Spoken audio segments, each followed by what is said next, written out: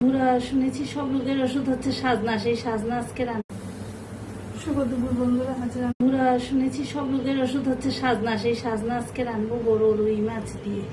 সাজনাটা কেটে ধুয়ে রেখে দিলাম।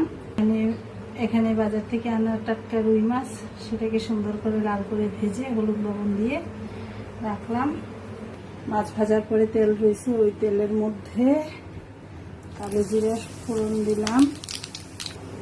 এবার দিয়ে দেবো সাজনা এবং সাথে দিয়েছি একটু আলু। কড়াইটা ছোট হয়ে গিয়েছিল, তাই আমি কড়াইটা চেঞ্জ করলাম।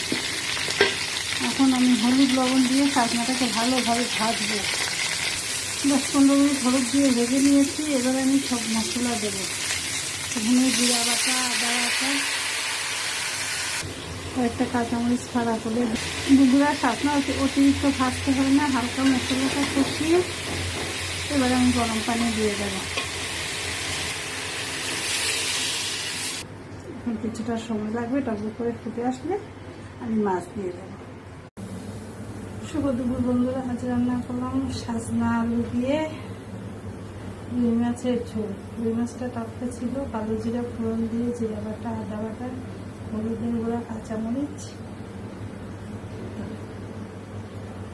সব রোগের ওষুধ হচ্ছে সাজনা। একদিনে সাজনা খাওয়ার, এভাবে পাতলা ঝোল রান্না করে খাওয়া খুবই শরীরের জন্য উপকারী।